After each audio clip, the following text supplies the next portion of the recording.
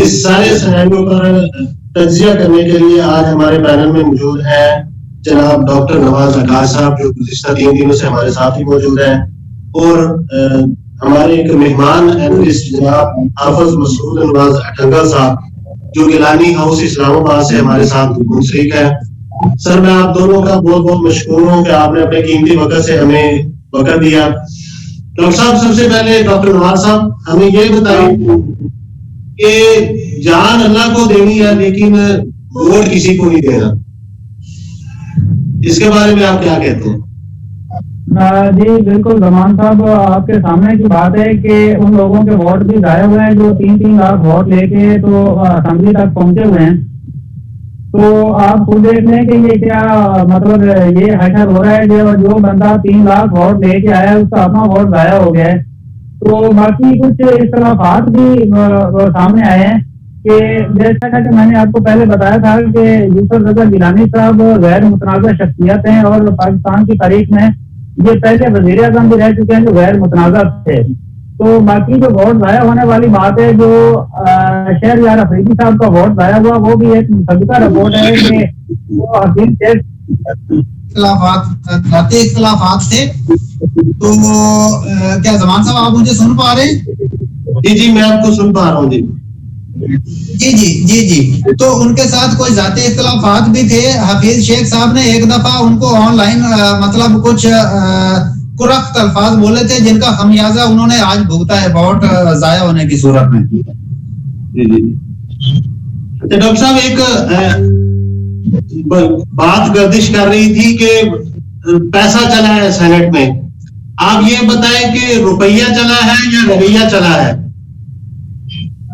जमान साहब, पहले भी आपके 2-3 प्रोग्राम्स में मैं आपको वाज़ा कर चुका हूं कि जो यूसुफ रजा गिलानी साहब की शख्सियत है ये गैर मुतनाज़ा है और इनकी अपनी बहुत पीआर है। इनके अपने तल्लुकात जो है सियासी तल्लुकात से हटके भी इनके सियासतदानों के साथ तल्लुकात हैं।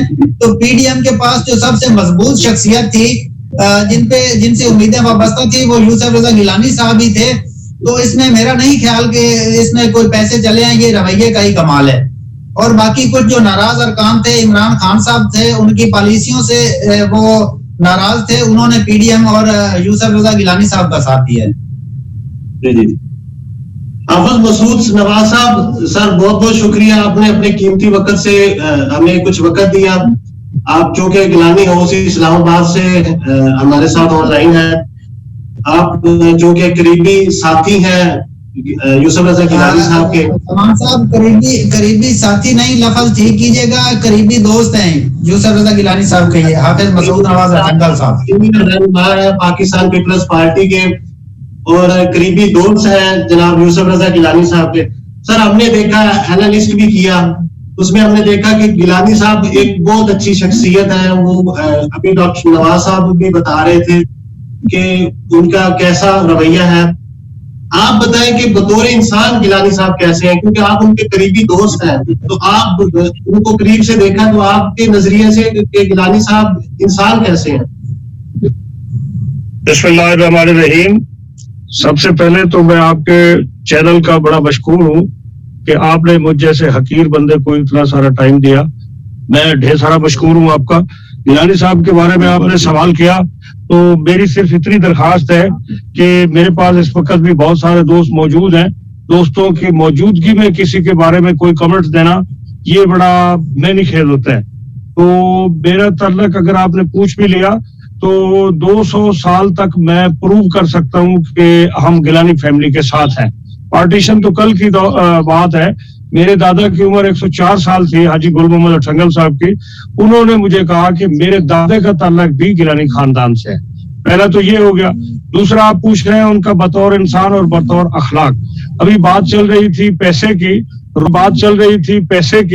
रुपए की या रवैये की, तो इसके बारे में मैं बात चल रही थी पैसे की, रुपए की या रवैये की, तो इसके बारे में मैं ये कहता चलूं कि गिलानी फैमिली जो है ये बिल्कुल फकीर फैमिली है।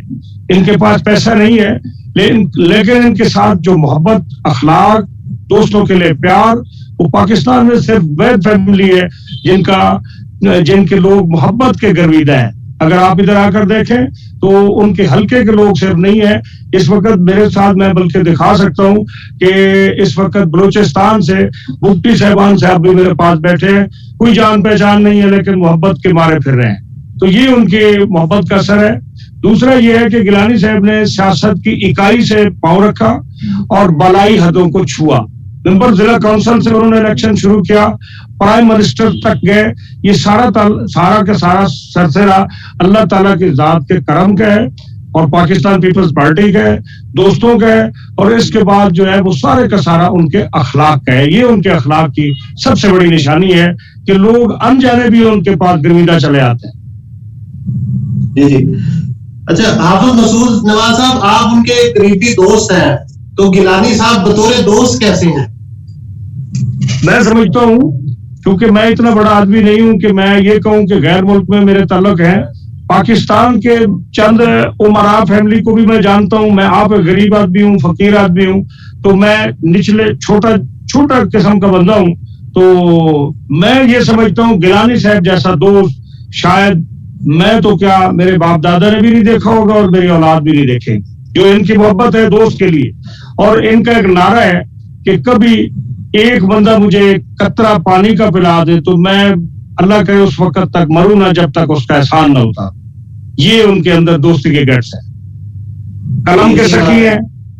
हाँ जी, और जब इक़्तिदार में आते हैं तो दोस्तों को बहुत प्रायोरिटी देते हैं, ये उनके पास है, और बिला तमीज देते हैं। ये नहीं है कि ये कुरैशी है और ये कुमार है, ये मलिक है। इनका जो भी वर्कर होता है, इनके जो भी करीब होता है, जो भी इनकी लाइफ में थोड़ा या ज्यादा मौसम देखा जाता है, ये उनके लिए अपनी जान तक लगा देते हैं। यही उनके अंदर सबसे बड़ी क्वालिटी। जी जी। हाफिज साहब, हमें ये बताएं कि अभी चूंकि नंबर गेम जो है वो पीडीएम के पास ज्यादा है, और यूसुफ रजा गिलानी साहब पीडीएम के मुत्तफिका उम्मीदवार थे और अल्हम्दुलिल्लाह वो जीत चुके हैं। जहां तक नंबरिंग का ताल्लुक है, तो कल तक का मीडिया आप 4 बजे तक 5 बजे का देखे ना, तो सारे कह रहे थे, शेख रशीद कह रहा था हमारे पास 200 वोट है। शाह महमूद कुरैशी साहब देखे, बहुत बड़े कद के लोग हैं, वो कह रहे थे हमारे पास 200 वोट है। उनका बच्चा उनका वो बना हुआ था एजेंट, तो वो किधर गया 5 बजे का रिजल्ट?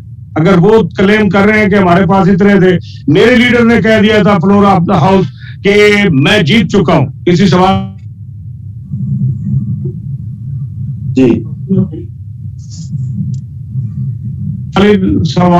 साफी ने सवाल किया, गिलानी साहब आपका रिजल्ट आने को, और ये इन द राइट ऑफ उनका कि मैं तो जीत चुका हूं, मेरा तो इलेक्शन खत्म हो गया। ये होता है कहने का। उनके पास तजर्बा भी है और उनको अपनी मोहब्बत पे नाज भी था और अब भी है, और इंशाल्लाह जो कमिंग इलेक्शन है इसमें इंशाल्लाह गिलानी साहब will became the chairman of senate. इंशाल्लाह। लेकिन हाफिज साहब, हम डॉक्टर नवाज अकाश साहब हमारे साथ मौजूद है। इन्होंने तो एक हफ्ता पहले ही प्रेडिक्शन कर दी थी कि यूसुफ रजा गिलानी साहब जीतेंगे। ये डॉक्टर नवाज आकाश साहब मेरे बहुत प्यारे छोटे भाई हैं। इनका ताल्लुक भी गिलानी साहब की कॉन्स्टिट्यूंसी से रहा है। 3-4 साल मेरे नेबर भी रहे हैं उधर मुल्तान में, बल्कि गिलानी साहब के हल्के बस्ती जालवाला पे। ये मतलब मैं अंग्रेजी में कह सकता हूँ कि he better know about the Mr Yousuf Raza Gilani. जी जी। अच्छा हाफिज साहब, हमें ये बताएं कि जो चेयरमैन सेनेट जब बन जाएंगे इंशाल्लाह गिलानी साहब, तो ये क्योंकि लेजिस्लेशन तो सेनेट ने करनी होती है, तो क्या ये गवर्नमेंट के लिए मुश्किलात का बाइस बनेगा? भाई इस इतने बड़े कार्ड का आदमी जब आ जाता है तो फिर ये गवर्नमेंट की, ये मैं कहता हूँ गवर्नमेंट कुछ भी नहीं होती। कल किधर थी गवर्नमेंट? 3 सूबों में 2 सूबों में उनकी मेजॉरिटी है, वो किधर थे? इन्होंने जिस तरह रवैया अपनाया है, जिस तरह वोटरों की मुलाकात पे पाबंदी लगा दी है, और 3-4 दिन से वो कहते हैं भला हुई भी है जो फलाने बंदे को माँ याद करा देती है एतराज हसन वाले फिकरात, तो इनको एमएनए की याद आ गई थी 3 दिन पहले, क्योंकि मुकाबले में यूसुफ रजा गिलानी साहब थे। अगर ये ना होते, कोई भी जितना बड़ा आदमी होता, तो ऐसा ना होता कि इमरान खान पार्लियामेंट में आके बैठ जाता। जी जी सर, बहुत बहुत शुक्रिया आपके कीमती वक्त का। बहुत मेहरबानी sir, ever time welcome, ever time. बहुत बहुत शुक्रिया, बहुत शुक्रिया, बहुत मेहरबानी। ये है कि इस तरह के लोग अगर पार्लियामेंट में आएंगे, चेयरमैन सेनेट मुंतखब होंगे, तो वो मुल्क को के लिए भी बेहतरीन साबित होंगे। अगले प्रोग्राम तक के लिए इजाजत दीजिए। अल्लाह हाफिज। अल्लाह